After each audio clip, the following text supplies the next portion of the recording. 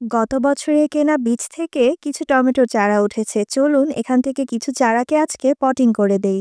টমেটোর চারা ৩ ধাপে পটিং করলে আমি সবচেয়ে ভালো রেজাল্ট পাই, কারণ টমেটোর ডাল অনেক বেশি লম্বা হয়ে যায়। আপনি যত গভীরে টমেটোর ডালকে দিতে পারবেন, সে তত বেশি রুট তৈরি করে আরো শক্তি নিবে, যাতে করে আপনি আরো বেশি পরিমাণে ফল পাবেন।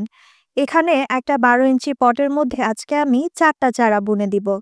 এই পটটা দেখতে পাচ্ছেন, উপর থেকে ৪ ইঞ্চের মতো মাটি আমি ফাঁকা করে রেখেছি, কারণ যখন আমার টমেটো গাছগুলো বড় হতে থাকবে তখন আমি এতে আবারও গোবর সার, জৈব সার, বিভিন্ন রকমের সার মিশ্রিত মাটি দিতে থাকবো, যার কারণে মাটির উচ্চতা আস্তে আস্তে বৃদ্ধি পাবে আর গাছের ডালগুলো মাটির নিচে যেতে থাকবে। একটা সময় গাছগুলোকে আমি কাত করে শুইয়ে দিয়ে তার উপরেও মাটি দিয়ে দিব। এতে করে প্রচুর পরিমাণে ডাল থেকে নতুন শাখা প্রশাখা এবং নতুন শিকড় বের হবে, যাতে করে গাছটা খুব বেশি শক্তিশালী হবে আর এতে করে ফলনও বৃদ্ধি পাবে।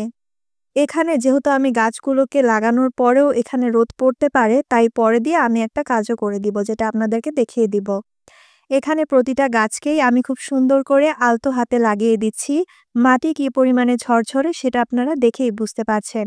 মাটির মধ্যে সবচেয়ে বেশি পরিমাণে আছে কোকোপিট, এরপরে আছে গার্ডেন সয়েল, আর আছে অল্প জৈব সার।